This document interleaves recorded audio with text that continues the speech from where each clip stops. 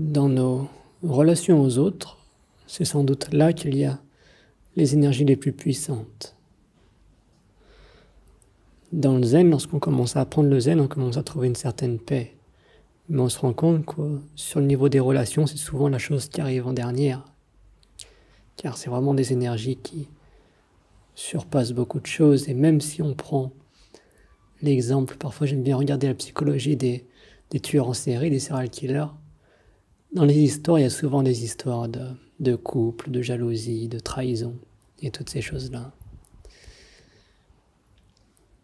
Et la raison pour ça, c'est que si on met deux égos côte à côte, ça peut faire que des étincelles, parce que l'ego est la seule chose qui n'accepte pas le moment tel qu'il est. C'est pour ça que dans nos relations aux autres, on a toujours l'impression que l'autre, il y a un truc qui va pas. Après un moment. Ou l'inverse. L'autre trouve toujours qu'on n'en fait pas assez. Il y a toujours quelque chose. À moins que la personne soit éveillée. Mais ça court pas les rues.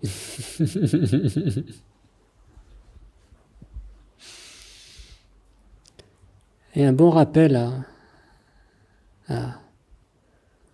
à se donner, parce qu'on fait comme on peut, et c'est penser qu'ils peuvent arriver, ça peut faire naître de la rancune, de la jalousie et toutes ces choses-là.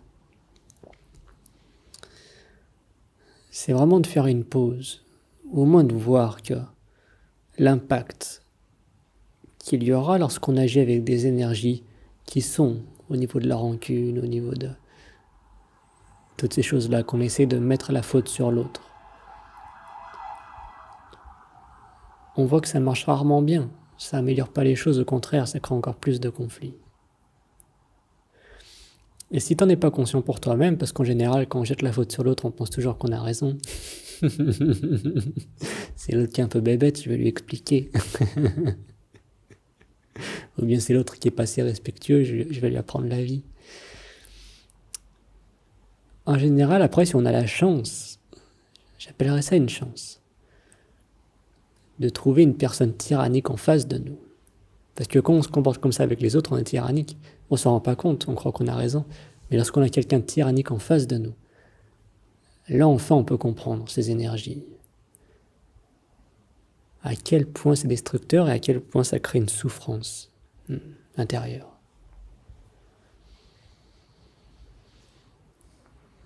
En général, d'y voir chez les autres, c'est ça qui nous le rappelle en nous, ça devient beaucoup plus clair.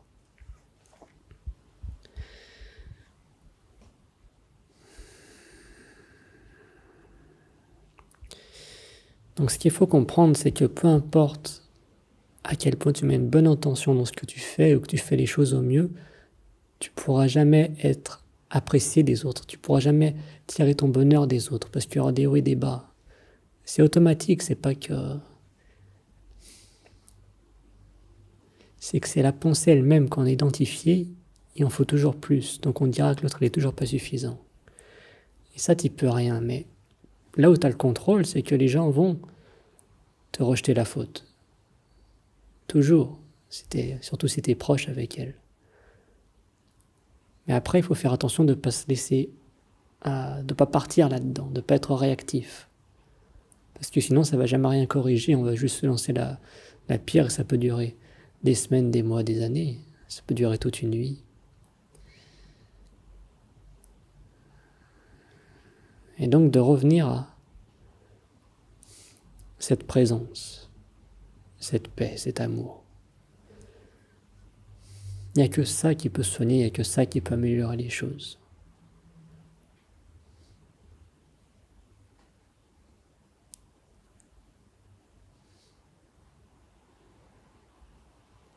Et après, pour toi-même, de réaliser que arrête de croire que le bonheur sera à l'extérieur.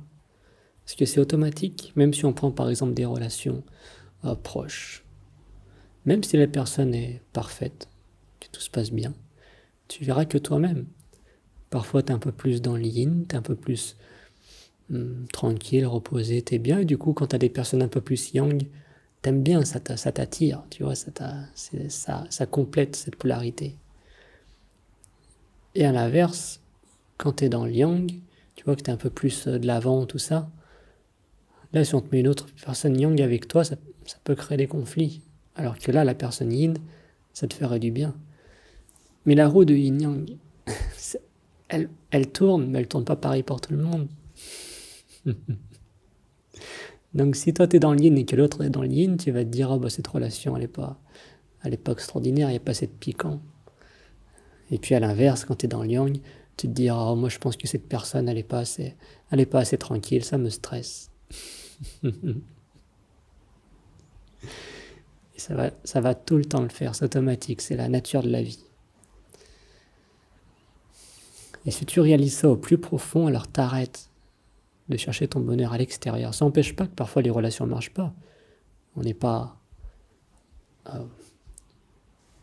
compatibles. Les valeurs sont différentes et toutes ces choses-là.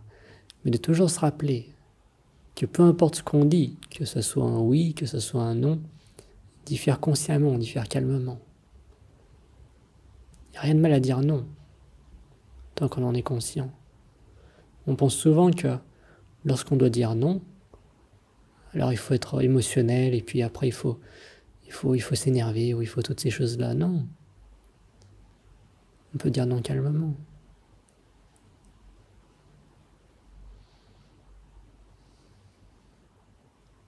Et ce calme, c'est le plus important. L'autre personne peut-être ne comprend pas ce calme. Il veut absolument peut-être faire que ça marche d'une certaine façon. Mais toi, si tu as cette paix intérieure, alors tu es invincible en quelque sorte, tout va bien.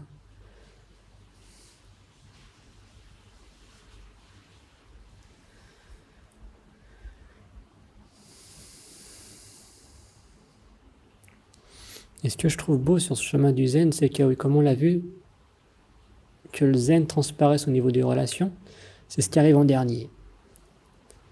Mais que petit à petit, après, ça commence. Et du coup, ça métamorphose toutes tes relations. Est-ce que tu n'es plus là à chercher quelque chose des autres? Ou quand quelqu'un se comporte mal, il n'y a plus vraiment cette réaction que cette personne ne te rend pas heureux comme il faudrait. Mais tu la comprends qu'elle agit. Elle agit comme elle est. C'est ça après la sagesse, quand tu as la conscience. Tu vois cette danse qui se repose sur silence. Et que tout se passe tel que ça doit se faire, il n'y a rien à forcer.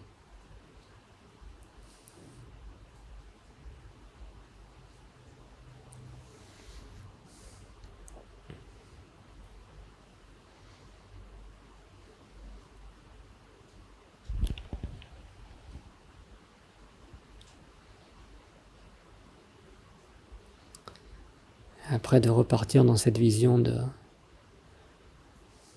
qu'on peut appeler de gratitude. Pas de gratitude au niveau du contexte de ta vie par rapport au passé, au futur, par rapport aux autres. Mais une gratitude du moment là. Que tu peux voir les choses et apprécier les choses telles qu'elles sont. Que tu y apportes ton énergie. Que là tu peux voir une caméra, mais que tu mets pas le mot que c'est une caméra. Tu vois la chose telle qu'elle, tu apprécies. Tu vois, tu en es conscient et tu apprécies. Ça, c'est de la gratitude. Il n'y a pas besoin de mots. Mais tu vois les choses et tu dis merci. Pas merci dans un contexte. Mais merci parce que tu vois et tu apprécies. La gratitude, la vraie. Et ça, après, ça marche avec tout. C'est la gratitude, c'est avoir un œil neuf. En général, on voit les personnes, on voit surtout les personnes. Mais en fait, on les voit plus vraiment parce que tout ce qu'on voit, c'est tout le passé qu'on a construit sur eux, tout le personnage qu'on a construit sur eux. On les voit plus tels quels. Mais après, si tu peux voir une personne telle qu'elle est, là, maintenant, tout de suite, sans un passé, sans ni même un futur, là, tu la vois telle qu'elle. T'en es conscient et t'apprécies cette danse qu'il y a là. Il n'y a pas de mots. Tu apportes cette énergie. Et ça, c'est une chose qu'on oublie souvent. On est trop occupé à chercher comment améliorer le monde. Toujours agité, toujours dans les bases d'énergie. Je suis en manque, il m'en faut plus, il faut que ça aille mieux dehors. Et là, reprends. Et quand tu reprends ce calme, il y a des choses qui se passent. Enfin, qui se passent ou pas, mais peu importe, tu te sens bien. Mais en général, le fait de se sentir bien, ça fait que les autres ont plus de chances de se sentir bien aussi. Et recommence à aimer les personnes pour ce qu'elles sont. Arrête de les juger, arrête de dire que chacun est comme il est, aime-les pour ce qu'ils sont. Et en général, les personnes qui sont les plus agitées, c'est justement ceux qui ont été jugés toute leur vie, mais ils n'en peuvent plus, ils sont stressés, ils se disent peu importe ce que je fais, que je parte à gauche ou à droite, on va encore me juger, et puis ça va encore pas aller. Du coup, après, les gens, ils sont totalement paniqués dans la tête, il n'y a rien qui va. Et la seule façon de revenir en arrière, c'est pas de dire aux gens que regarde dans quel est ta tête, t'es tout agité, t'es pas capable de prendre une décision, des choses comme ça. Ça fait qu'empirer les choses. Là, je parle un peu cliché des, des relations tyranniques, mais c'est pour montrer, c'est pour expliquer ce qu'il essaye de... c'est pour y voir plus clair. Mais c'est exactement ça, c'est que tout se soigne à travers l'amour. Et au final, le zen, la vie, ça se résume à ça. Si tu fais tout avec amour, alors tout se passera bien. Même au travail, là, t'es en train de faire un truc, créer un truc, fais-le avec amour, que t'as envie, là, de bien faire. Et voilà. Et après, peu importe que la personne en face te dise que c'est pas assez, ou bien que c'est très bien, même les compliments, après ça te touche plus vraiment. Tu as fait avec amour, donc il n'y a aucun regret, tu sais que quand tu l'as fait, tu as fait au mieux. Et ça suffit. Quand tu parles avec quelqu'un, reste avec ce truc, reste avec amour. Et comme ça, tu vis sans regret et tu vis en paix. Et c'est beau. C'est beau pour toi, c'est beau pour les autres, c'est beau pour le monde entier. Ou même quand tu vois quelqu'un qui agit avec amour, même si c'est pas avec toi, mais que tu le vois dans la rue, un geste, tu vois qu'il est accueillant, ça crée de l'ocytocine, tu vois, tu te sens bien à l'intérieur, et pourtant ça te concernait même pas. Et c'est là que tu vois l'impact que tu as dans le monde. Et un point plus profond, c'est pas des choses qu'on voit, mais qu'après c'est que même si tu es assis là tout seul sur ta chaise, tu te rends compte que là, si tu aimes, que tu vibres, que tu pardonnes, toutes ces choses-là, et que tu vibres sur ça, et que tu envoies ces bonnes énergies, tu verras qu'après tes relations, elles se métamorphosent aussi. La prochaine fois que tu parles avec cette personne, tu vas voir que c'est différent. Et la clé, elle est là. On ne soigne pas les autres en allant les voir, en essayant de tout changer. Mais on les soigne avant tout en soi-même. Une fois qu'on les a soignés en nous-mêmes, c'est ça qui fait que, inconsciemment, c'est énergétique. Quand on parle avec eux, ils sentent qu'il n'y a plus cette réaction comme d'habitude qui faisait que justement après ils continuaient de jouer leur jeu tout bébête, avec la tête. Et quand ils sentent qu'il y a une énergie, il n'y a personne qui répond, qu'il y a juste de l'amour, en général la tête elle ralentit. C'est pour ça que quand tu regardes des vidéos qui sont davantage zen, en général ça te fait ralentir, ou quand tu vas dans la nature, ça te fait ralentir parce qu'il n'y a plus personne pour te juger. L'arbre il te juge pas, l'oiseau il te juge pas, et ça te fait du bien. Et tu retrouves ta vraie nature, la conscience, t'es juste bien, transparent. Et une fois que tu as cette transparence, retourne voir les gens, mais garde ça. Que lorsqu'on va te juger, on va te dire ci, on va te dire ça, réagis pas.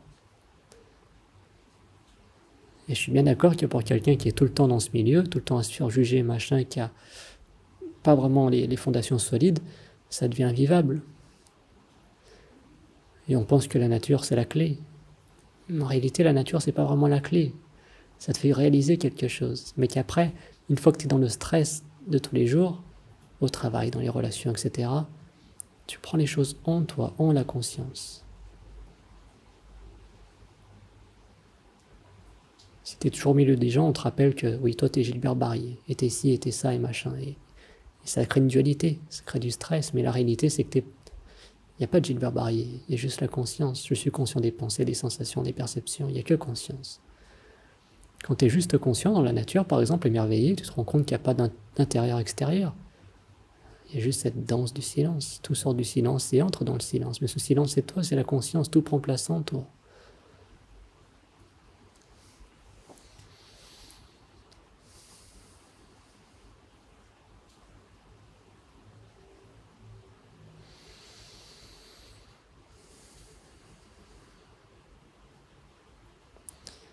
La vie devient beaucoup plus facile quand on aime. Et la personne qui te dira, mais lui, il est tout bébête, il est trop gentil, ça va pas marcher pour lui. Les personnes qui jugent, qui sont négatives, elles sont dans un conflit pas possible dans leur tête. Sors de ça. Quand tu sors de ça, tu les laisses se faire du mal tout seul. C'est leur karma, c'est leur niveau de conscience. Mais tu sors de ça. Une citation de quelqu'un qui disait de ne pas s'énerver avec les... Enfin, j'essaie d'y traduire ça en anglais, mais de ne pas s'énerver avec les cochons, parce que si tu te batailles avec des cochons, tu vas te salir, tu vas être tout sale, et en plus le cochon il aime ça. Maintenant tu remplaces le cochon par l'ego.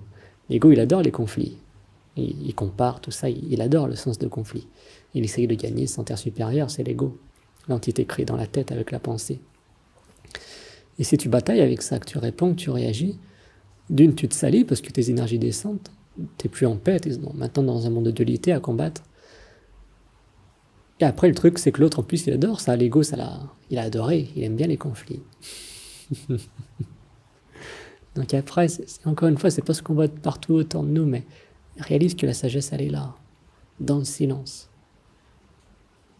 Et que parfois, on est d'accord, oui, qu'il faut parler, il faut dire les choses, mais quand tu dis les choses, tu peux les dire calmement. Là, c'est l'énergie, c'est ce qu'il y a. Ça vient de l'intérieur. Peu importe ce que tu dis. Que tu parles du beau temps, ou que tu parles de problèmes importants, etc., c'est tout la même chose. Si tu vibres sur la paix, c'est tout la même chose. Réalise que là, que je parle du beau temps ou n'importe quoi, c'est juste des mots, là, qui sortent. C'est juste des intensités sur l'écran de la conscience, comme on dit. Réalise qu'il n'y a que ça. Garde cette paix et utilise la pensée pour te diriger dans le monde. Mais uniquement ça. Pas pour créer des histoires, des narratifs, des revanches, des...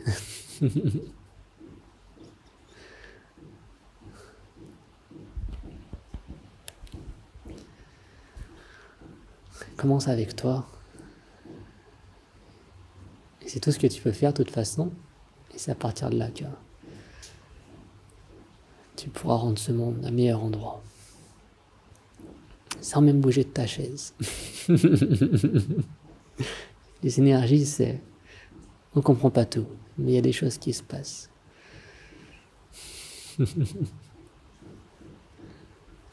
T'es pas entre quatre murs, t'es toujours ici maintenant, c'est toujours la conscience. Et tout le monde est tous dans la conscience, dans le ici maintenant. On est tous connectés, il y a quelque chose qui se passe.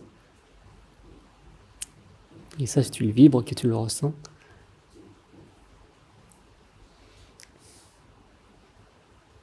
voilà. D'une, ça te fait du bien, et de deux, en plus, ça peut faire du bien aux autres.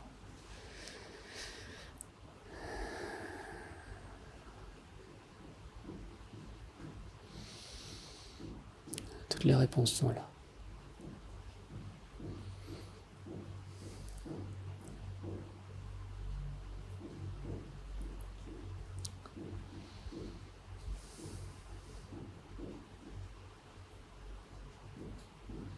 Et n'oublie pas d'apporter de l'amour à toi-même aussi. La gratitude pour ça aussi. Pas uniquement pour tout. Merci.